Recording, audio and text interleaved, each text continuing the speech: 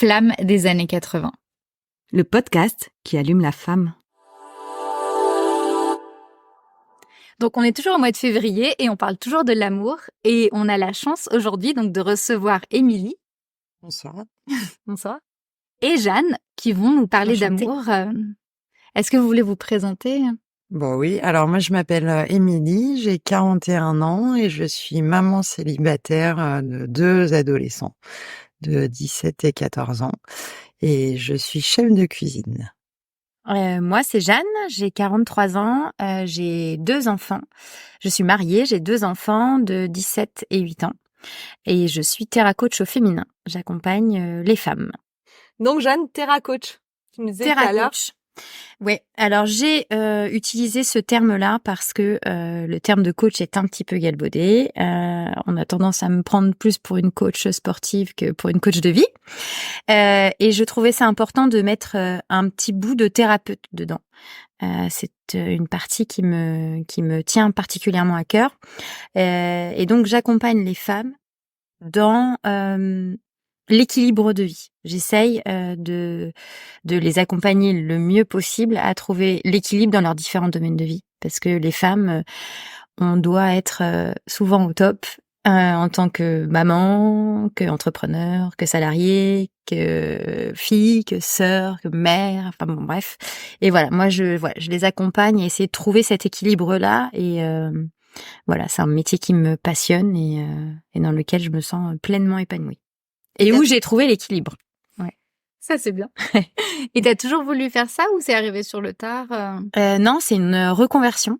Tout à l'heure, j'ai utilisé un autre mot, réincarnation, et j'ai trouvé ça pas mal, donc je le réutilise. C'est une reconversion que j'ai fait suite à un souci familial important où je me suis réveillée en me disant c'est pas arrivé pour rien et donc c'est qu'il y a quelque chose à faire. Tu peux pas. Alors j'aimais mon métier, j'étais assistante de direction, j'aimais mon métier, mais je crois que j'étais arrivée au bout. J'y trouvais plus spécialement de passion. J'aimais y aller parce que mes collègues étaient mes potes, donc c'était cool. Mais voilà, je voyais pas beaucoup mes filles parce qu'il y avait beaucoup de temps de trajet, etc. Et en fait, je me suis dit non, si c'est arrivé, c'est que ça doit t'apporter quelque chose dans ta vie. Donc j'ai mis 4 ans à vraiment me dire, à vraiment aller vers quelque chose qui me correspondait. Je savais que j'allais aller vers une thérapie alternative parce que j'ai pas fait beaucoup d'études. Enfin, j'ai eu mon bac, mais je suis très dyslexique et très dyscalculique et du coup, je savais que je pouvais pas aller vers des études très poussées. Et du coup, je voulais quand même aider les autres et accompagner les autres et m'est venu comme une évidence d'accompagner les femmes. Et t'avais déjà vu des coachs toi ou des thérapeutes? Non, des thérapeutes oui. Des kinésios, sophro, hypno. J'ai d'ailleurs arrêté de fumer avec un hypno, mais voilà, j'aimais cet univers-là. Je suis très ouverte à cet univers-là. Et en fait, l'idée du coaching, c'est la mise en action. C'est-à-dire que moi, avec mes clientes, je me concentre pas du tout sur le pourquoi. Pourquoi tu vis tout ça, pourquoi tu ressens tout ça, mais plus sur le comment. Alors, tu veux plus ça? Comment tu fais pour aller vers autre chose? Et en fait, ça, c'est ma passion ultime. L'idée de... En fait, moi, je dis souvent que j'arrive après la bataille. Généralement, mes clientes, elles ont fait des thérapies, elles ont vu... mais moi, j'arrive après, elles ont déjà réglé le pourquoi. Elles arrivent, moi, c'est bon, ça me saoule, j'en ai marre, je suis trop jalouse, etc. Je veux aller vers le comment, je veux changer, je veux voir comment... et en fait, bah voilà, c'est ça qui pour moi est génial et c'est cette idée de la mise en action. J'aime pas les gens statiques, j'aime bien les gens qui bougent. Et donc du coup voilà, c'est comme ça que m'est venu l'amour de ce métier. Donc Émilie, est-ce que ça fait écho en toi ce que Jeanne raconte par rapport justement au fait à un moment donné que ce soit un peu le brouillard de vouloir avoir des changements dans sa vie? Oui, oui, totalement, oui. J'ai fait plein de changements dans ma vie.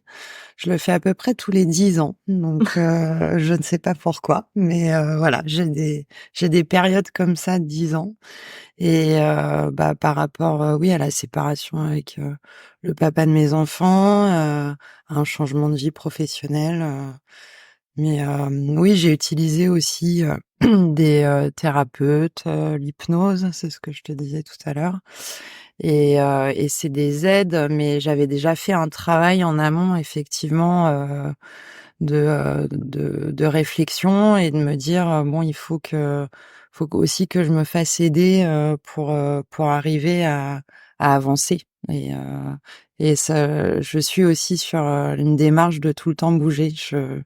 D'être statique, c'est pour moi. Alors ça peut être une zone de confort pour beaucoup de gens, mais moi j'ai tout le temps envie d'avancer, d'apprendre, de bouger. Donc ouais, c'est quelque chose qui me parle, ouais.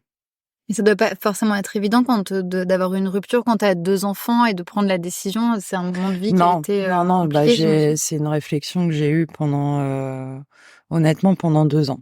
Voilà. J'ai pris 2 ans, pour vraiment, faire cette démarche et à un moment, bah, c'est le trop plein et on actionne, quoi. En fait, c'est limite, quelque chose qu'on gère pas tout de suite, enfin, qui va être, de l'ordre, un peu du primaire, en fait, dans la façon de faire. Et après, il y a des choses à mettre en place, mais oui, ça prend du temps. Et tu disais, tu as eu le déclic justement Ouais. pour la rupture Ouais. avec... Alors, le premier déclic, je sais pas si on peut en parler, mais moi, il y a eu un troisième enfant avorté. Donc, il y a vraiment un arrêt d'amour à ce moment-là, parce que j'ai pas été soutenue par le papa. Donc, et à partir de ce moment-là, en fait, ça a découlé de se dire quand, en fait, j'avais une réflexion où, voilà, fallait que ce soit, j'avais les deux petits, donc fallait que ce soit une réflexion, enfin, fallait que ce soit une situation réfléchie, quoi. On ne part pas comme ça du jour au lendemain. Voilà. Et oui, un jour, voilà, un midi, j'ai eu le déclic et j'ai dit non, stop, on s'arrête là.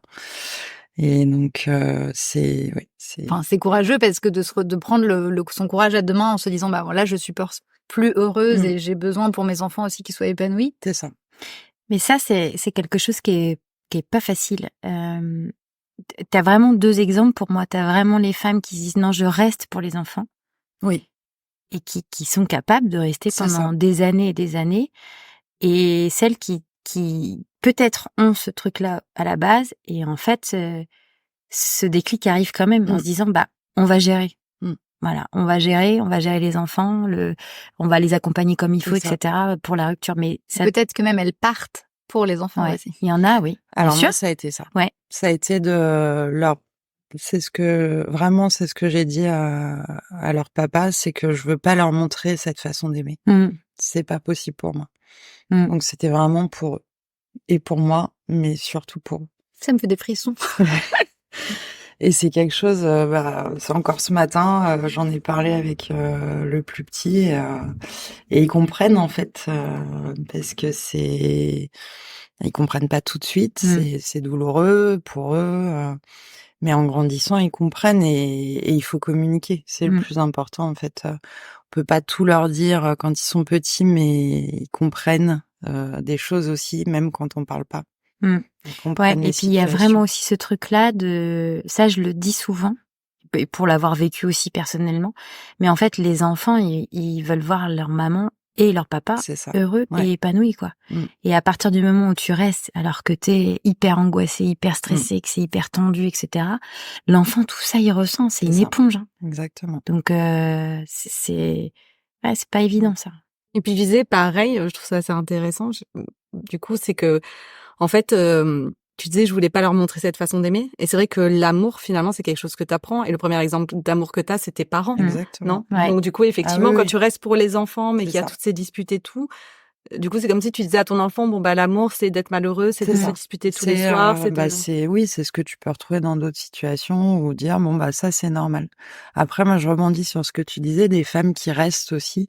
Je trouve ça courageux aussi parce que quelque part elles choisissent aussi leurs enfants mais d'une autre manière. Il y a des femmes et il y a Mais des hommes aussi qui oui restent. aussi bien Ouais. sûr. Ouais. Oui, Ouais, oui. bien sûr. Précise, mais Ouais. C'est aussi courageux, dans le sens où, oui, elle reste pour l'enfant. Est-ce que c'est la bonne solution? Ça, c'est à elle de le savoir, mais Mais la notion du sacrifice, ouais, du Mais coup, c'est ce que j'allais dire, du coup, là, ouais, est-ce qu'on est vraiment dans l'amour de soi, quoi? Là, pour le coup, tu te sacrifies, ouais, quoi. c'est vrai. Tu, D'accord. tu te dis, je le fais pour mes enfants, Mmh. c'est ok, mais du coup, ton amour de toi, il est où, quoi? Mmh. Comment tu te sens? Comment tu te lèves le matin? Et Qu'est-ce que puis ça tu peut être long, ressens? ouais. Comment Ça tu peut fais être quand long, tu te ouais. regardes dans la glace? C'est quoi l'image que t'as de Mmh. toi? C'est compliqué, hein, C'est vrai. de se dire, enfin, en plus, si tu veux, pour moi, c'est du coup l'image que tu renvoies à tes enfants, quoi. De dire je reste, et Mmh. c'est un côté un peu culpabilisant, quoi, pour l'enfant. Tu vois, de se dire, et maman, elle est là, mais on voit bien que Ouais. ça peut avoir ce Oui, côté-là, c'est tu vrai, vois. ouais, c'est vrai. Moi, j'ai un exemple, proche, voilà, de quelqu'un qui est resté pour l'enfant et aujourd'hui, elle est partie, aux 18 ans, de l'enfant et oui, c'est vrai que je sais pas exactement ce qu'il ressent aujourd'hui, par rapport à tout ça. Il sait que sa maman, elle a fait beaucoup de choses pour lui et il lui sera toujours redevable mais ouais, est-ce que, quoique si on en a parlé, il m'avait dit, ça aurait été peut-être bien de une séparation avant. Mmh. Oui, parce que dans une séparation, les enfants peuvent être heureux aussi, même s'il y a un moment qui est difficile Oui. peut-être à passer. Il peut avoir des familles recomposées, Ah bah, il y en a, ouais. qui peuvent Mmh être mh. très sympathiques ou justement des rapports privilégiés Mmh. avec, les 2 parents. Donc il y Mmh. a pas que du négatif, je Mmh. pense, dans la séparation pour l'enfant. Non, ça dépend comment c'est fait. Moi, mais c'est ça, après, il malheureusement. faut que ce soit fait de façon Ouais, intelligente c'est ça. des 2 côtés, mais bon, c'est toujours pareil, comme toute histoire, Ouais. C'est d'amour, pas mon cas. Mais Du bon. coup, ça a été compliqué pour toi de retrouver justement c'est comme tu disais, comme Ah oui. cet amour de toi, Ouais, tu mis du ouais, temps à ouais, beaucoup de temps. Énormément. J'avais écouté une émission, qui disait que, on mettait autant de temps à se reconstruire que autant de temps, passé avec la personne. Alors moi, j'ai eu quelqu'un de très toxique, donc et j'ai mis autant de temps et j'en suis à la fin là. et c'était combien de temps du coup? Je suis restée 12 ans. Ah oui, c'est long. C'est long. effectivement. Et quand tu entends ça au début de la séparation, tu dis: «Ah oui, Non, bah, ça peut pas non, moi. ça» voilà. Mais en fait si, parce que tu passes par plein de phases, ouais, plein de phases. C'est long, c'est très long. Et tu veux détailler un petit peu les phases ou c'est trop Ah compliqué? bah, il y a la phase, où, on se libère, donc on fait un peu, pas n'importe quoi, mais on refait une deuxième adolescence, quoi. Donc l'envie de plaire, donc beaucoup de partenaires, et puis à un moment on se dit: «Bon, ben, c'est bon là, ça y est, c'est bon, je me replais». Et puis après, ouais, c'est la reconstruction de la confiance en soi surtout. Mais ça, je l'avais avant. Ça a été quelque chose qui m'a été enlevé, mais je l'ai juste retrouvé, en fait. Il y a plein de choses que en fait, tu te retrouves, hein. Mmh. C'est Tu connaissais. que je C'est connaissais. souvent ce que je dis à mes clientes. Exactement, que je connaissais Tu plus savais le jeune. faire Ouais, avant, ouais, tu connais, donc bah, il faut juste le c'est retrouver. ça. À chaque fois, je leur dis, Ouais, bah, c'est rassurant, tu savais. c'est ça. Je préfère une cliente qui me dit, bah, avant, j'étais comme Mmh, ça, et hein, plutôt que quelqu'un qui me dit, mais je sais pas du tout. mmh, Parce que là, faut construire. ouais, Alors que quand tu sais que, enfin, quand t'avais la confiance mmh, avant, eh ben, hop, tu retrouves le c'est ça. mécanisme, il suffit juste de remettre la machine en route. Après pour les femmes qui avaient pas confiance, c'est pas impossible non plus, Ah bah, bien ça sûr se que non. trouve. Ah non, non, non. Non, mais c'est un côté très, en fait, souvent, elles réfléchissent à ça, on se dit, mais en fait, une femme, elle a, à un moment donné, eu confiance en elle, dans sa vie. Même petite. Et en fait, c'est ça que je vais chercher. Donc, en fait, pour moi, en tout cas, pour toutes mes clientes que j'ai eues, à chaque fois qu'on a eu à travailler ça, elles m'ont dit, ah, mais je sais faire. J'ai jamais eu quelqu'un qui m'a dit, ah, c'est complètement étranger. Je vais aller chercher Mmh, un tout petit détail qui montre, parce qu'en fait, souvent quand tu dis à la confiance en soi, les femmes, elles se montent un truc énorme, mais en fait, non, ça peut être des tout petits détails. Moi, je travaille vraiment les petits pas. Tu Donc, pas je un vais, exemple, à nous donner par exemple? une cliente, pareil, qui était avec une personne assez toxique, etc., et qui avait perdu toute confiance en elle, enfin, alors, tu vois, pour te donner un détail, elle osait plus inviter des gens parce que à chaque fois qu'elle invitait, elle se faisait engueuler, ça n'allait jamais, c'est jamais la bonne date, c'est machin. Et en fait, au fur et à mesure, elle perdait complètement confiance en elle, etc. Et du coup, on a bossé, et puis d'un seul coup, elle me dit, oui, bah, moi, quand j'étais ado, je faisais du théâtre, puis elle commence à me dire, hop, et je montais sur scène, j'étais quelqu'un d'autre et tout. Pep, pep, pep, pep. Ok, bah c'est là qu'on va aller. Et souvent, tu vois, j'ai même pas besoin de remonter si loin. Souvent, c'est dans le domaine pro. Ah ben moi, à niveau professionnel, j'ai 0 problème. Ok. Eh ben, on va aller creuser là. Oui, bah moi, mon boss, s'il m'ennuie, je lui dis, j'ai pas de problème. Ou mes collègues, j'arrive à leur dire non. Enfin, tu vois, elles ont ce truc-là professionnel. Et souvent, elles me disent, mais avec toi, on est un peu schizou quand même. Parce que je leur dis, qu'est-ce que tu peux prendre de Émilie professionnelle, par exemple, et l'amener sur l'Émilie perso? Bah, je sais pas, dès que j'arrive au bureau, je regarde droit devant moi, je me tiens hyper droite, etc., etc. Ok, bah maintenant, tu vas le tester au niveau perso. Elle me dit, putain, mais c'est génial, dans la rue, je regardais tout le temps mes pieds, et maintenant, je regarde, bon, voilà, c'est que en fait, c'est ça qui est génial, c'est que c'est que des petits pas. C'est vraiment petit à petit que tu retisses ta confiance. C'est ça qui est top. En fait, dès que l'affect rentre dans la parade, en fait, il casse un peu Ouais. le schéma parce que finalement, il y a la femme, ce qu'elle est à la base.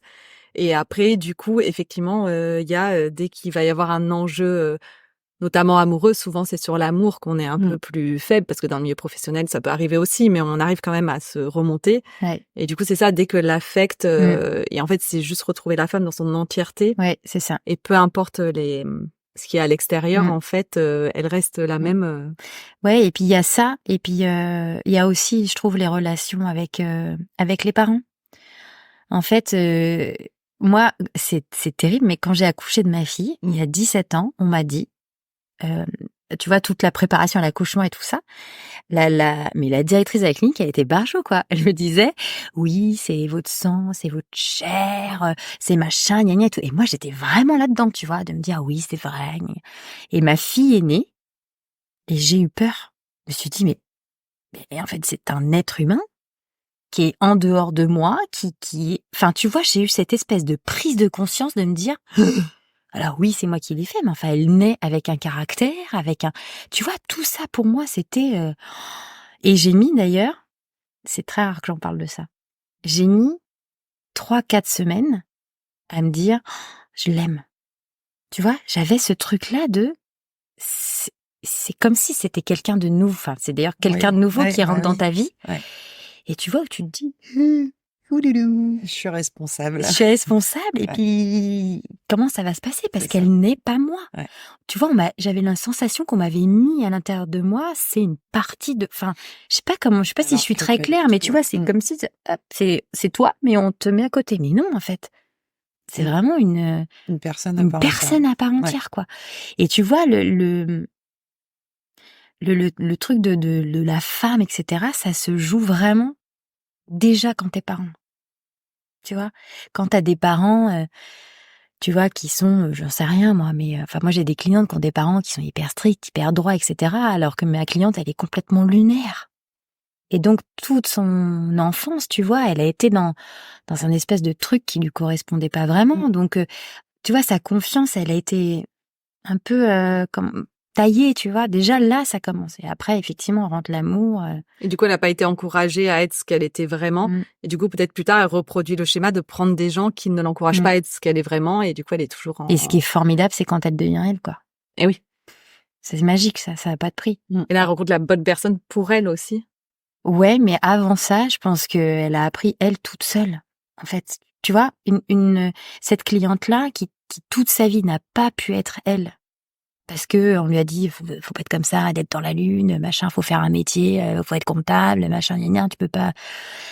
Et ben, quand elle s'est rendue compte, en travaillant sur elle, qu'elle pouvait être ce qu'elle veut, qu'elle pouvait être authentique, qu'elle pouvait être vraie, putain, mais ça n'a pas de prix. Et c'est pas parce qu'elle a rencontré un mec, ou c'est pas parce qu'elle a eu des enfants. Non, mais après, du coup, tu attires les gens. Mais après, bah, bien sûr. Et du coup, tu renoues un cercle. Mais c'est ça. Et après, tu vas vers les gens alors qu'ils sont pas forcément comme toi, lunaires, etc., mais tu vois, qui peuvent, tu vois, par exemple, mon mari, il est vachement plus terre à terre que moi, quoi. Mais heureusement que je l'ai. Il est, c'est un peu ça, redescends, calme-toi, tu vois. Heureusement, sinon, tu t'as pas enfin, moi, j'ai besoin d'un cadre, quoi. Mais ça, faut tomber sur la bonne personne, ça. une personne qui est bienveillant et qui est pas là pour...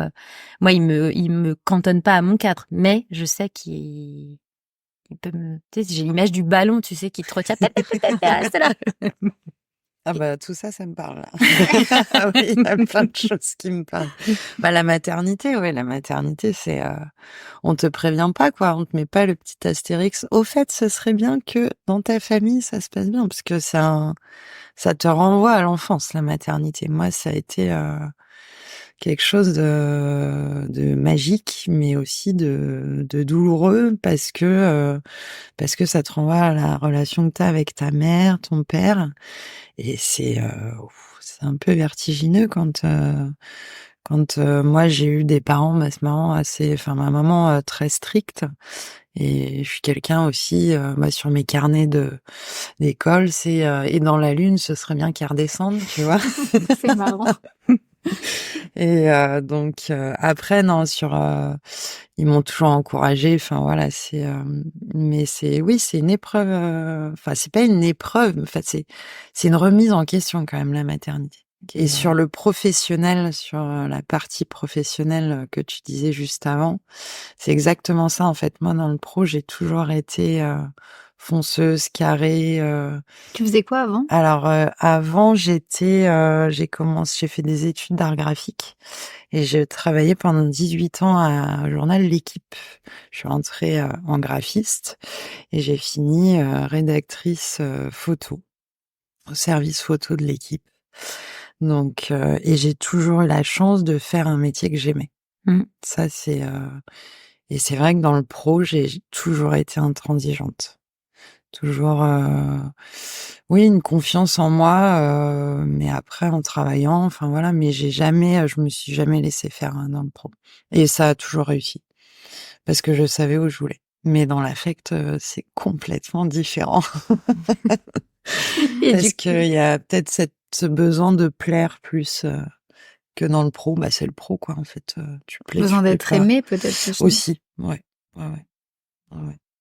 Mais ça, j'ai beaucoup travaillé là-dessus. Non, mais c'est vrai, j'avais ce besoin, j'ai un collègue qui m'avait dit: «Oui, tu toujours besoin d'être aimé par les autres» et c'est vrai qu'il m'avait fait un déclic comme ça où je me suis dit: «Ah oui, il a raison». Ah ouais, des fois, t'as des phrases comme ça te fait des déclics. Ah ouais, Tu une dis, décharge, c'est ouais, vrai. qui est pas forcément agréable tout de suite, mais après tu prends du recul, tu te dis: «Ah oui, ouais, j'apprends à ne pas être aimée de tout le monde» et c'est vachement bien parce que non, mais tu vois, sur les relations toxiques, en fait, c'est là où ces gens-là arrivent parce que tu as besoin de plaire et que en fait, aujourd'hui, je sais dire stop et ça, oh, c'est magique, quoi.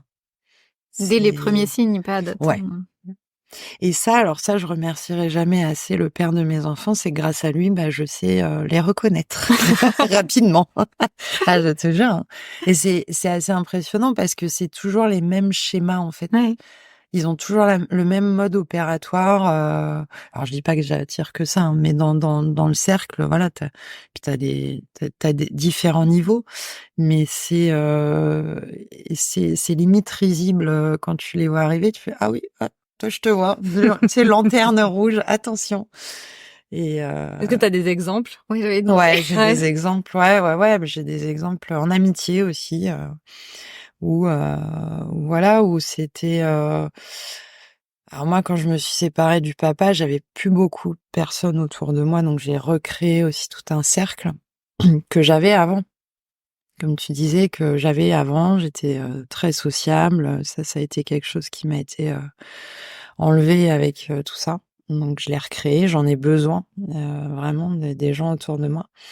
Mais bah, comme tout le monde, en fait, tu as des gens autour de toi qui arrivent et qui sont pas forcément là pour ton bien, donc tu t'en rends compte plus ou moins, tôt, tard, voilà. Et si tu pourrais nous donner les étapes entre guillemets que tu vois tout de suite maintenant, les signaux comme tu dis: «Maintenant j'arrive bien à les reconnaître». Est-ce que tu crois que tu arriverais à nous ou pas? Les signaux, ça va être, des personnes qui s'impliquent très rapidement dans ta vie et qui te livrent aussi leur vie très rapidement, sans filtre et ça, c'est quelque chose, tu dis: «Bon, elle a confiance ou il a confiance», mais en fait, qui va être très envahissant rapidement. Mmh.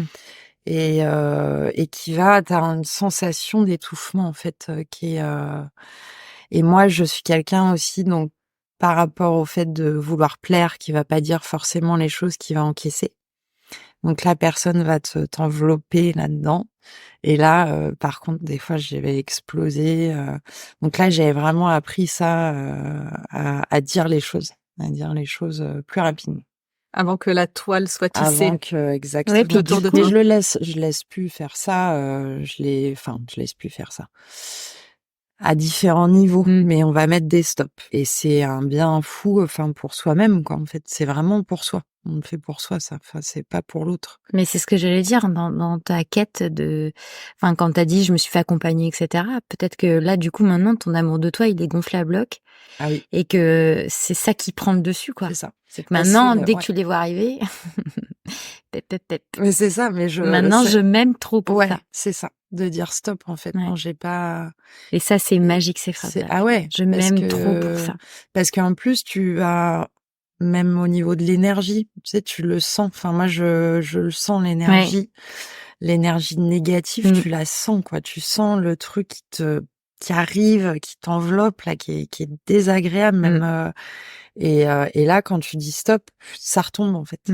Et la personne, elle va s'éloigner automatiquement. Oui, et du coup, même, tu les attires de moins en moins, en fait, parce que plus tu vas vibrer autre chose, Ouais, c'est ça. il va y avoir le test, en fait. Je pense que la vie va un peu te tester et que même tes failles vont un peu ressortir parfois, donc il y aura la période test. Ouais. Mais c'est vrai que tu vas vibrer autre chose et attirer... Après, je pense que tu peux même vibrer autre chose et puis la vie n'est pas, même si tu vibres, tu peux pas te retrouver dans une vie toute rose, donc tu vas peut-être les rencontrer. Ah non, bien sûr. Mais l'impact sera plus du tout. Oui, et puis au bout de 2 secondes, tu vas te dire, ah mais non, en fait. Et des fois, il y a le truc où tu tombes toujours tu dis, pourquoi je tombe toujours sur la même chose, toujours sur la même chose, toujours, tu sais, il y a une espèce de cercle infernal parfois qui arrive dans la vie. Ouais. Et du coup, il y a un moment donné, quand tu changes aussi tes vibrations, ta façon d'être avec toi, quand tu comprends les leçons, en fait, effectivement, t'en attires moins. Alors, il peut y en avoir un qui se perd au passage, mais c'est vrai que c'est moins répétitif, du coup. Mais c'est surtout que t'apprends, en plus, je crois. Ouais. Si c'est répétitif, c'est que t'as Ouais. pas tout appris. Mm. C'est vraiment ce truc-là, Moi, c'était ça. Ouais. C'était assez répétitif, et en amitié et en amour. Et j'ai fait un travail là-dessus, oui, avec thérapie, aussi de la réflexion par moi-même, et d'autres choses, dont le yoga. Ça, c'est un truc magique, la respiration, méditation, et de se réapproprier son corps aussi. C'était quelque chose d'important. Donc. Et toi, Jeanne, tu reçois souvent des femmes qui ont été dans des relations toxiques où c'est compliqué de partir, ou surtout tu les as pour une reconstruction? Qu'est-ce que tu leur donnes comme conseil? Bah moi, en fait, j'ai souvent pour la reconstruction. C'est ce que je disais tout à l'heure. En fait, moi, la plupart, elles ont déjà quitté. Elles sont déjà parties. Moi, j'arrive vraiment sur le comment je gère maintenant. Donc, sur les relations toxiques, il y a elles sont parties, mais il est là, boulet au pied. Donc, c'est vraiment comment j'arrive à vraiment m'en détacher, etc., etc. Mais moi, oui, moi, c'est plus elles ont pris la décision. J'en ai quelques-unes qui sont, alors il y en a qui j'en ai 2 en tête qui te disent, moi je partirai pas, mais c'est ok. Je suis pas heureuse, ça va pas forcément, mais je suis ok, je partirai pas. Mais te consulte quand même. Oui, parce que, bah oui, pourquoi? Parce que c'est comment je fais pour vivre avec ça en étant le plus épanoui possible. Et c'est un challenge. Mais moi, je les trouve, là, pour le coup, tu vois, je rebondis à ce que tu disais tout à l'heure. C'est hyper courageux. Parce que c'est un choix. Elles sont comme ça. Ouais. Donc, au début, on avait fait quelques séances, est-ce que t'es sûre? Parce que, voilà, le travail est pas le même. Ouais. Et elles sont là, bah non, mais c'est bon. Et elles ont réussi à trouver, alors j'en ai même une qui est retombée amoureuse de son mari. Donc elle est vraiment, tu vois, à faire ce travail pourquoi? Parce qu'elle a fait ce travail-là, où elle s'est dit, attends, je vais d'abord m'aimer moi, ça serait déjà peut-être un peu cool, tu vois. Et en fait, en se redécouvrant elle s'est dit, en fait, le problème, c'était pas lui. C'était moi qui étais plus connectée, qui était plus ancrée à ce que je suis vraiment, etc. Elle s'est épanouie de son côté. Et du coup, elle a réussi à se réépanouir avec lui. Je pense qu'il y a 2 choses différentes. Il y a à la fois c'était pas forcément une relation qui était toxique avec un Non. homme toxique. Non. C'est voilà. c'est pour Non, non, être, là, je parlais de voilà. séparation. Oui, non. Ah c'est- oui, d'accord. Ah oui, voilà. pardon. Non, je préférais Ah le merde, préciser. pardon. Moi aussi, j'étais là, j'étais waouh. Ah oui, non. Tu es retombée amoureuse d'un homme toxique. Mais c'est super. Non, c'était plus, non, c'était plus sur l'idée de la séparation. J'avais abandonné l'idée Là, du c'est les toxique. hommes qui vont t'appeler. Pour dire, tu peux prendre ma femme, s'il te plaît. En fait. Non, je me suis mal fait comprendre. Non, je parlais des séparations. Ouais, Voilà. bien sûr. Les relations toxiques, moi, je vous dis, j'ai plus le après, en fait. Mm. Où elles ont déjà fait tout le taf. C'est plus le après, moi, je suis vraiment sur l'amour de soi, quoi. Sur, maintenant, on se reconstruit. Et là, on parle justement avec ton exemple du couple. Mais est-ce que tu as des conseils à des femmes qui sont pas forcément en reconstruction, mais qui cherchent, à part le travail, mais qui cherchent l'amour d'elles-mêmes? Alors, déjà, j'ai un truc que je veux préciser parce qu'il y a très peu de coachs qui le précisent, mais un coach ne donne jamais de conseils. Je suis pas là pour ça. J'accompagne. Je fais parfois des suggestions, mais jamais je donne de conseils. Parce que ce que je vais te donner comme conseil à toi, ça va me parler à moi, mais pas forcément à toi. Tu vois, moi, je déteste les gens qui donnent des conseils parce que c'est tellement personnel, tu mets tellement de toi dans ton conseil que ça peut ne pas du tout te parler. Je pense que le plus important, c'est d'être capable, il y a plusieurs choses importantes, mais disons, être capable de se lever le matin et d'être fier de ce qu'on est, de qui on est, donc t'as plein de petits tips. Alors il y a les 3 kiffs par jour que tout le monde connaît et qui marchent plutôt assez bien. Tu fais ça le soir, tu te couches, tu te fais 3 kiffs par jour, etc. En fait, c'est Pour ceux qui rebooster. connaissent pas. Oui, bah ouais. Ah pardon. Parce que nous, on connaît un peu, mais il y en a Alors, qui connaissent les pas. 3 kiffs par jour, c'est que tu te couches le soir, t'as ton petit cahier, Alors moi déjà, je suis une pro de l'écriture, je prône l'écriture. Alors, pour plusieurs choses. Les femmes qui ont des problèmes de sommeil, qui sont en charge mentale 3000, au lieu de prendre le téléphone, t'allumes ta lumière de chevet, et puis tu prends ton cahier, et puis tu mets pressing de main. Hop, tu fermes, terminé. C'est sorti de ta tête, ça n'existe plus. Et ça, je prône ça, mais fois 1000. Et du coup, les 3 kiffs par jour, tu te couches. Même si ta journée, elle a été vraiment pourrie de chez pourrie, t'as forcément 3 kiffs. Alors, j'ai des clients qui sont là, oui, moi, je trouve pas. Mais forcément, si tu vois des kiffs énormes, il y a des jours, t'y arriveras pas. Mais ça peut être, j'en sais rien, moi, tu te lèves et tu vois un rayon de soleil et tu te dis, ah, c'est cool. Il va faire beau. C'est marrant parce qu'en fait, on te demande de l'expliquer, mais on l'a déjà eu dans une émission avec la gratitude. Oui, c'est ça, ça ressemble à la gratitude. Mais oui, c'est ça, ça ressemble à la gratitude. Ouais. Alors, la gratitude, c'est un peu plus... Tu vois, moi, la gratitude, c'est un truc que je n'ai jamais réussi à faire. Parce que c'est trop poussé pour moi. J'y suis pas encore. J'ai envie d'y aller. Je sais que je vais y aller, mais c'est encore trop poussé, tu vois. Donc, t'as ça. Mais t'as en fait... Oui, ça peut être un sandwich que t'as mangé qui était trop bon. Mais Je t'ai dit, c'est ça, j'adore la tomate. Mais oui, c'est ça. Ah, mais Un truc... ça Mais c'est ça, un truc qui t'a fait kiffer. qui est venu, qui t'a fait un câlin le matin Mais et qui est oui. reparti. Mais c'est ça, un appel. Et puis après, tu peux aussi te les provoquer, tes kiffs. Tu vois, une copine que t'as pas vue depuis longtemps, que t'as envie d'appeler depuis 15 jours, tu l'appelles. En fait, moi, je vais vraiment aller taper sur des tout petits trucs, mais qui te changent la vie. Alors, ça va pas te la changer, c'est ce que je dis à mes clients, je suis pas magicienne.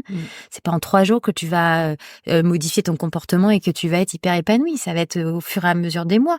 Mais en fait, c'est en adaptant ta vie avec que du allez hop, du positif et tout. Pareil, tu vois, une femme qui a une confiance en elle ou une estime d'elle qui est vraiment très basse, je vais lui dire, à chaque fois que tu te dis, putain, je suis nulle, je suis moche, je suis grosse, je suis machin, ça je sais pas faire, tu vas me la remonter. Je suis grosse. Oui, mais bon, écoute, j'en sais rien, ta poitrine, j'aime bien ma poitrine. Tu vois, un truc qui va venir rééquilibrer. C'est vrai, tu vois, l'idée de l'équilibre, c'est vraiment ça. C'est vraiment l'idée tu vas mettre en face toujours quelque chose qui va t'apporter du positif. T'as une pensée négative, ok, accueille, chasse-la, et mets-en une positive. Même, ce soir, il y a ma super série, trop cool, je suis trop contente. Je vais manger du chocolat. Non, mange pas du chocolat, t'es trop grosse. Si, je vais en manger un carré. Bim, bim, bim. Alors, au début, ça fait vraiment un peu combat de coq dans ta tête, bipolaire. T'es là, bim, bim, bim, bim. Enfin, on dit ça, mais on l'a tous. Mais c'est ça, on l'a tous. Ouais. Et l'idée, c'est vraiment... Parce qu'en fait, celle qu'on entend le plus, c'est celle qui parle plus fort, celle qui est la plus négative, celle qui a la plus grande gueule. Et comme toujours. Et en fait, moi, mon objectif, c'est de faire parler l'autre. Comme t'es jolie avec ta petite jupe, légère. C'est ça. Voilà. Donc, c'est vraiment là-dessus. C'est vraiment des tout petits pas qui vont faire que quand tu vas te regarder, tu vas plus voir forcément tes grosses cuisses. Et puis après, la petite voix va prendre le dessus sur la grande et on n'entendra plus beaucoup la méchante, entre guillemets. Disons que tu l'entendras, mais elle aura plus le même impact. Et puis du coup, ça va entraîner que tu vas apprendre à dire non. Et tu vas dire, tu vas intégrer que ça c'est hyper important. Ça c'est ce que je dis tout le temps. Mais quand tu dis non à quelqu'un, tu lui dis pas non à lui, tu dis non à sa proposition. Je suis en galère, est-ce que tu peux sortir mon chien et tout? Non. Il est 23h, je suis en pyjama, je vais me coucher, il pleut. C'est ça. Écoute, je suis désolée, mais là, la petite elle dort, c'est trop compliqué pour moi et tout. Il le prend mal, c'est son problème. T'es pas responsable de la réaction des gens en face de toi. Ça, c'est pas comme ça que ça marche. Et ça, c'est très compliqué. Ouais. Ça, c'est vraiment quelque chose qui se travaille. Oui, parce que t'as peur toujours de blesser l'autre. Et en fait, comme tu dis, c'est pas lié à toi, en fait, la réaction. C'est lié à ce que l'autre va pouvoir être capable d'entendre. Exactement. Et tu maîtrises pas, et c'est vrai que voilà, l'histoire du chien à 23h, ouais. Mais c'est comme on se retrouve, moi j'ai des potes qui sont beaucoup dans Paris, on se retrouve mais on va toujours dans Paris. Alors quand je leur dis venez vers chez moi. Ah ouais, mais machin. Et avant je le faisais tout le temps. Et à un moment je dis non, en fait, si tu veux me voir, tu vas venir aussi. Et c'est une forme de respect pour soi-même aussi. Enfin, c'est vraiment. Mais c'est ça, quand tu dis non à l'autre, tu te dis oui à toi. Voilà, et ça change tout, quoi. Ouais. Et ce qui est intéressant, c'est quand tu retournes aussi le truc, parce que moi, j'avais travaillé pareil sur des trucs un peu de développement personnel comme ça, et c'est aussi d'accepter qu'on te dise non. Oui. Donc voilà, c'est-à-dire que tu as aussi l'autre, l'effet miroir, c'est-à-dire que effectivement, quand une personne en face te dit non, en fait, c'est pas contre toi, comme tu disais, c'est sur ta proposition, c'est sur ta demande. Donc en fait, quand toi, tu vas demander quelque chose à quelqu'un, te dire, il y a la possibilité du oui et il y a la possibilité du non. Et si je pose la question, j'accepte aussi que le non puisse rentrer. Et du coup, ça t'aide aussi. Après, la boucle est bouclée dans les relations, quoi. Je pense que les choses qui sont difficiles à ce niveau-là, c'est quand c'est brouillé et quand du coup la réaction du non peut devenir violente, à la fois physique et à la fois verbale. Ça. Et là, dans ces cas-là, oui, de dire non, c'est très compliqué parce qu'effectivement, tu as une réaction, mais ça revient un peu quand même à ça. C'est quand tu vas dire non. En fait, la personne effectivement toxique n'est pas du tout à même d'entendre le non, mais ça revient à la même chose, c'est que c'est la personne en face. Moi, je dis lui, mais la personne en face qui réagit. Et c'est normalement, c'est pas à toi de le prendre ce non. Enfin, tu dis non, et c'est la personne en face qui extrapole le truc. Donc oui, après, tu as des réactions qui sont très compliquées, effectivement. Une fois que tu as réussi en fait à dire non et à te libérer du coup de cet homme. T'es resté donc 12 ans avec cette personne, donc genre 12 ans dans le dating aujourd'hui, quand tu pars pendant 12 ans et quand tu reviens, c'est... c'est quelque chose, ouais. Moi quand je me suis séparée, j'avais 29 ans. Donc je me suis mis jeune avec le papa. Et c'est vrai que je suis arrivée, sur le marché avec deux enfants, deux petits. Et t'as cette image de la maman célibataire qui est pas forcément toujours très bien vue. Parce que tu rentres dans une case, t'es maman, mais t'es célibataire. Donc tu rentres quand même pas dans une case. Et oui, le marché de la drague, c'est quelque chose, hein. On est passé, c'était le début des sites. Enfin, pour moi, c'était vraiment la découverte des sites de rencontres. Donc c'est. Alors au début, non, j'ai pas tout de suite été là-dessus. J'ai eu une période quand même de reconstruction vraiment profonde qui a duré une bonne année quand même. Et donc c'est une amie, elle m'a dit allez viens, ça va être rigolo. Ouais. C'est rigolo. 5 minutes. Et après, oui, c'est un peu la jungle hein, quand même. Hein, donc, et on en revient aussi à effectivement, ce choix de dire non et de dire stop. Parce que derrière l'écran, il y a des hommes quand même qui se permettent des choses qui sont assez hallucinantes. Et tu te dis, bon, allez, on continue à discuter. Et à un moment, ça vrille et tu dis, stop. Et là... J'ai dit, mais pourquoi on en arrive là, quoi, en fait? Moi, je voulais juste discuter, aller boire un verre éventuellement, et puis, Quand on parlait de savoir dire non, etc., L'idée aussi, c'est de mettre des cadres. Ouais. Et en fait, ça, on sait plus le faire, ou on sait moins le faire quand on n'a pas confiance. Et c'est vraiment mettre des cadres et des limites et les énoncer. Moi, je ne m'autoriserai pas à te parler sur ce ton-là, donc je ne t'autorise pas à me parler sur ce ton-là. Et ça, c'est vraiment... Alors, effectivement, c'est pas avec toutes les personnes que ça fonctionne. Je pense notamment aux personnes toxiques, pour qui ça peut ne pas fonctionner. Mais en tout cas, quand tu es avec une personne qui est bienveillante, qui est là, qui t'aime et avec qui tu veux commencer une relation, donc t'es pas forcément encore dans le sentiment amoureux, mais t'es quand même dans cette idée-là, c'est de mettre tes limites et ton cadre tout de suite. Comme ça, la personne en face, elle sait où elle met les pieds. Et ça, c'est quelque chose qui est plus difficile à faire, que moi, j'ai appris à faire grâce à la formation de coaching, etc., mais qui est plus difficile à faire quand ça fait quelques années que t'es avec la personne, qui se dit mais ça, j'avais le droit de dire avant, pourquoi là, j'ai plus le droit? Parce que maintenant, j'ai plus envie. Maintenant, je mets le cadre parce que je trouve que tu me manques de respect quand tu me dis ça. Lui, il n'a pas le sentiment de me manquer de respect.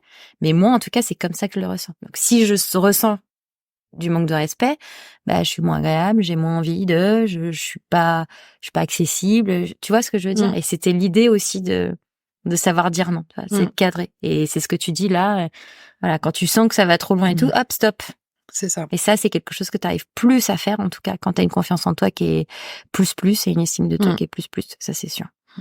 Et finalement, du coup, c'est assez cool. L'écran permet de faire ça aussi plus facilement parce que ça peut être un apprentissage. Parce que comme t'as pas la personne en face, tu peux très vite zapper, bloquer, effacer. L'autre, il a plus aucun moyen de te joindre. Et même toi, ça peut être un petit exercice, petit tips. Mais allez sur les tips d'Angelica. Les tips d'Angelica. Vous allez sur les sites et dès qu'il y a un mec relou, tac, bloquez ça, dégage et vous. Mais ça, c'est génial, les tests. C'est comme ça que ça marche. C'est tester à gogo, quoi. Et alors, avant de bloquer, de quand même dire, parce qu'avant, moi, je bloquais. Et quand même de dire, écoute, en fait, là, ce que t'as fait, ça me correspond pas. Et après de dire, allez, moi, souvent, je mets bonne continuation. Allez, zou, cordialement. Voilà, bisous. Mais oui. Bon, après, il y a pas que les sites. Il y a quand même le bar à l'ancienne. Alors, est-ce que tu trouves que ça marche? Est-ce que au niveau de la drague, l'avant, le maintenant, est-ce que tu trouves que ça a bougé, quoi? Moi, donc, ça fait plus de 10 ans que je suis séparée du papa. Donc, voilà, il y a eu des hommes quand même dans ma vie plus ou moins long, enfin plus ou moins long, c'est quelques mois, ça a jamais été. Non, en fait, c'est vu que la séparation a été difficile, j'ai pas voulu faire vivre ça à quelqu'un d'autre, et j'ai loupé des occasions. Ça, je le sais aujourd'hui. Je m'en suis mordu les doigts sur certaines relations. Où j'ai arrêté la relation pour pas faire vivre tout ça à l'autre parce que c'était assez lourd en fait. Faire vivre quoi, pardon? Le fait que avec le papa on s'entendait pas du tout et que il était très intrusif encore dans ma vie et que c'est un état d'esprit où t'es très préoccupé, où t'es pas toujours très de bonne humeur. Donc il a réussi même après la relation à être très présent et à contrôler du coup. C'est ça, il essaye encore, mais ça c'est fini. On connaît. Donc c'est quelque chose que j'avais pas envie de faire vivre à quelqu'un. Et donc après, si je peux rebondir, c'était son problème à lui de choisir de vouloir être avec toi aussi et oui, bien sûr, mais tu sais, c'est pas quelque chose forcément que tu dis au début, que tu présentes comme ça. T'essayes de protéger un peu la personne quand même quand tu la rencontres. Tu sais que ça va pas être un sujet très évident. Oui, vas-y. Et si tu laisses les gens prendre leur responsabilité, ça vaudrait le coup. Oui, bien sûr. Mais parce ça, qu'en fait, toi, tu fais ton job. Tu dis ce que tu as à dire. Tu dis, voilà, la situation, elle est comme elle est. Mais aujourd'hui, je pense plus pareil. Mais au début, j'ai pensé ça. Et je sais que j'ai sur 2-3 relations, je m'en suis mordu les doigts. Mais ça soulage vachement de dire, ok, chacun sa responsabilité. Voilà, c'est ça. Plutôt que de vouloir porter. Et c'est un peu le lot de toutes les femmes. C'était ça. Ding, allez, tiens, je me mets un bagage en plus. Et puis, alors que chacun a sa responsabilité. Il faut laisser les gens prendre leur responsabilité. Et puis ça m'a fait une carapace. Et je l'ai regretté après. Parce qu'il y a un moment où il y avait par contre plus personne qui pouvait rentrer. Donc ça, c'est encore plus douloureux, en fait, parce que tu te dis, j'ai fait ça pour être libérée, mais finalement, je me suis remis quelque chose dessus qui est pas moi, et, donc, mais bon, après, quand on est bien entouré, on arrive à l'enlever, cette carapace, mais ça prend du temps. ça prend du temps. Et en plus, t'es passée par, du coup, aussi une reconversion professionnelle. Enfin, t'as tout changé, en fait. Alors j'ai fait donc 29 ans, je me suis séparée du papa et 38 ans, j'ai fait une reconversion professionnelle, exactement. Donc là, je m'étais dit avant 40 ans, on change de métier. C'est quelque chose que j'avais toujours eu en tête de jamais. Enfin, je suis restée quand même longtemps à l'équipe, mais j'ai fait plein de métiers. J'ai eu la chance de pouvoir faire plein de métiers à l'équipe. Je suis arrivée dans une zone de confort où j'aimais mon métier, un peu comme toi, mais voilà, il y avait plus trop de sens. Il y a eu le Covid qui est arrivé là-dessus, mais j'avais déjà eu la réflexion avant. Et il y a un rapport aussi avec ta rupture, non? Ce que tu me disais. Alors en fait, c'est quand je me suis reconvertie, quand j'ai quitté l'équipe.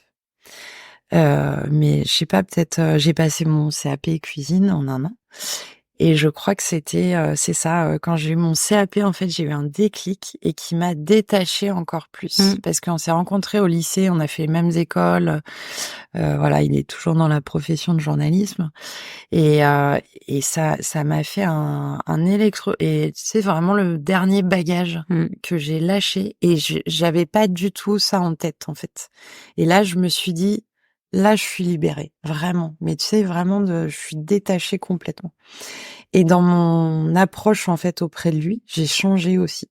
Il y a plus de... En fait, je me suis dit, non, là, c'est stop. Je communique cordialement quand on peut. Mais c'était une liberté supplémentaire et que j'ai pas du tout vu venir. Et c'était un lien, en fait, encore. Et aujourd'hui, j'ai les enfants, c'est un lien à vie, c'est ce que j'ai toujours dit. Et mais il y a ce lien-là qui est là, mais c'est tout. Et tout le reste, c'est toute ta reconstruction et tout ton lien Ouais. entre toi Et et aujourd'hui, il me connaît plus, en fait. Et ça, c'est important pour moi. C'est Et toi, dur. tu te reconnais? Oui, voilà. En fait, il me connaît plus du tout. Et j'ai pas envie.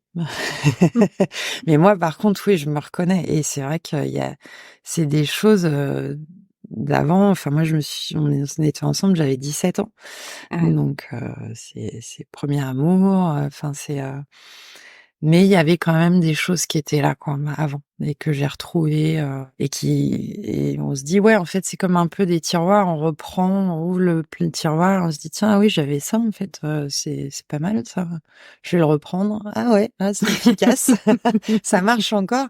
Et en plus, avec l'âge, ça marche encore mieux, quoi. Ouais. Parce que tu sais, c'est les outils, tu sais maintenant les utiliser, quoi. C'est génial. Mais ça donne une force, en fait. C'est incroyable. Des fois, tu sors, t'es là. C'est bon, quoi. Limite, t'as ta cape, tu sais, derrière. Et ouais, non, et puis c'est important, je pense, après, pour re-rencontrer quelqu'un. Parce que Mais c'est tu ce que tu renvoies disais pas, tout à l'heure sur les vibrations. En fait, tu vibres autrement ça. maintenant. Tu renvoies pas la même chose. Mm.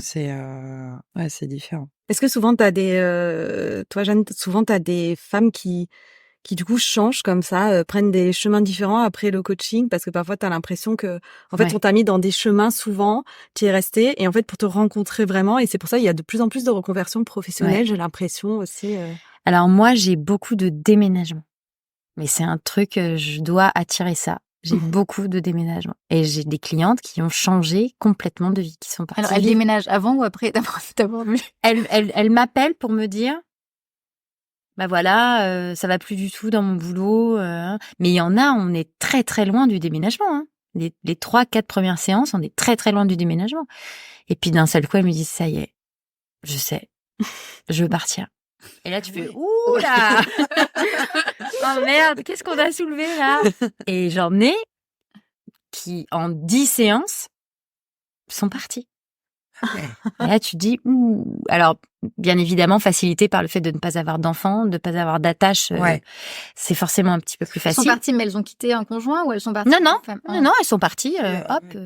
Après, tu peux ranger ta famille. Oui, mais en 10 séances, c'est un peu c'est plus ça. compliqué. En face, Mais j'en ai eu une, mais le projet était déjà, là pour le coup, c'était... Oui, voilà, t'es réfléchi déjà. Ouais, c'était déjà réfléchi, etc.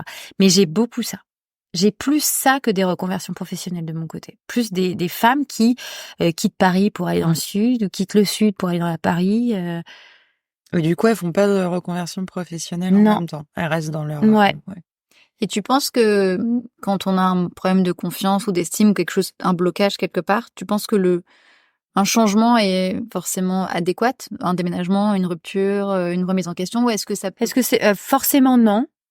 Mais tu vois, enfin souvent dans les thérapies alternatives et notamment dans le coaching, on va chercher déjà la base de la base, c'est l'environnement. Si t'es pas bien dans ton environnement, quel qu'il soit, ça peut être juste ta maison, hein. C'est pas forcément ta ville, ça peut être que ta maison. Si l'origine c'est là, bah déjà si tu bouges ça, tu vas voir qu'il y a plein de trucs qui vont bouger au-dessus. Donc si t'es ok dans ton environnement, dans la ville dans laquelle tu vis, que t'es ok dans ton boulot, que t'es ok dans ta maison, voilà, bah, ça veut dire que c'est pas ça qui pose problème. Donc t'es pas forcément obligé de déménager ou de changer. Après, il y a des femmes, oui, c'est nécessaire. Quand elles ont quitté un conjoint violent, qu'elles sont fâchées avec leur famille, ou qu'elles sont dans un appartement qui appartient au père avec qui elles sont fâchées, enfin peu importe. Là, oui. Là, c'est jamais moi, évidemment, qui leur dit je pense que ce serait bien que tu changes d'appart, mais voilà, elles, dans leur réflexion, elles vont jusque-là. Et là, elles partent. Et quand elles partent, elles ont ce que tu as dit tout à l'heure, cette idée de poids en moins, de trucs inespérés, des trucs où elles y ont même pas pensé. C'est ça. C'est inconscient. Le fait de le vivre qui fait que tu te sens complètement allégé de ce truc-là, alors que tu l'avais pas du tout vu venir. C'est ça. Et puis souvent, effectivement, c'est comme toi dans ton cas, Émilie, effectivement, souvent c'est pas partir pour fuir. Là, dans ton cas, c'est comme vous avez travaillé, et toi aussi t'as travaillé sur toi, c'est déménager ou faire une reconversion pour se retrouver parce qu'il y avait quelque chose qui stagnait, qui ne convenait plus. Mais c'est pas pour fuir quelque chose. Ouais, parce après, que moi, sinon, là, je suis pas du tout je suis pas du tout dans l'idée de fuir. Si tu pars, c'est qu'il y a quelque chose à faire. C'est pas que tu fuis. Même si on entend beaucoup ça, bah, et lui, il est parti pour fuir, etc. Moi, je pense que ces problèmes, il y a des gens, ils se disent, tiens, sans travailler sur soi, ils disent, bon, bah, tiens, je vais déménager là-bas, et puis, du coup, ça va. Et t'emmènes tes problèmes. Tu ramènes ce que tu es, où que tu sois. Mais après, moi, j'ai pas ce truc-là, puisque moi, je travaille sur elles. Donc, elles sont pas dans cette fuite. Elles peuvent se dire, je quitte, je laisse tout là, et je fuis des lits. D'ailleurs, il y en a certaines qui l'utilisent. Mais moi, à chaque fois, je reprends ça, parce que c'est pas un terme qui est positif, et qui est pas juste, en fait. C'est pas que tu fuis, c'est que tu laisses ça là, parce que pour l'instant, ici, tu pourras pas faire ce que tu as envie de faire. Tu pourras pas te développer, tu pourras pas t'améliorer, j'allais dire. Tu pourras pas changer ton comportement qui te pose problème. Ici, tu peux pas. Va ailleurs, va voir ce que ça donne et peut-être que tu reviendras. Il y en a qui me l'ont fait, ça. Hein. Ils sont partis puis ils sont revenus. Ouais, partir pour mieux revenir. Mais c'est ça. Ouais, ça fait une petite parenthèse, peut-être que... Mais sur le changement, moi j'avais fait un bilan de compétences au bout de 10 ans de métier pour faire aussi un peu le point. Je pense que tu vois, peut-être que t'as des gens aussi qui font le point et puis ils changent pas forcément quoi que ce soit, mais faire un petit point dans ta vie. Je pense qu'on est beaucoup dans une génération comme ça, qui a besoin de faire de s'arrêter au stand. Ouais.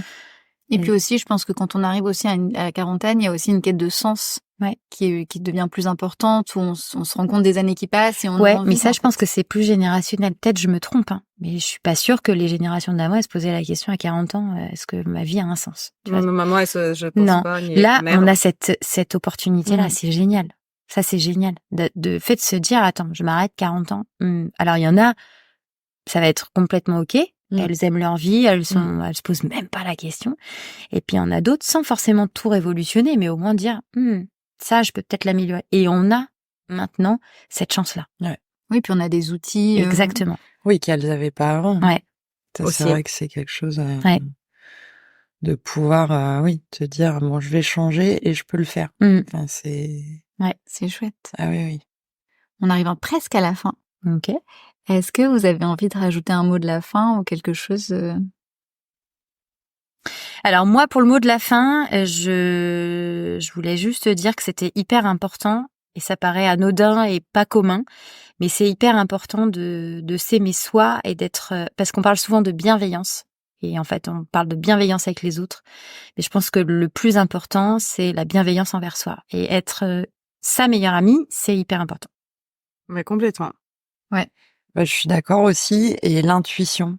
L'intuition, c'est hyper important. La petite voix, tu sais, qui te parle et que t'enfouis et celle-là, faut l'écouter. Vraiment, moi, j'apprends tous les jours à l'écouter. Et parce que cette voix, justement, pour rebondir, c'est que de la bienveillance, quoi. C'est juste te dire, ça, c'est bon pour toi. Et ça aide beaucoup. sur l'amour de soi. Bienveillance et intuition. Et amour de soi, on va finir là-dessus. Parfait. Ben merci pour vos Merci. Et nous, on se retrouve donc la semaine prochaine au mois de mars. pour un nouveau thème Oui, qui sera la santé. on Voilà. va bien rigoler. Flamme des années 80. Le podcast qui allume la femme.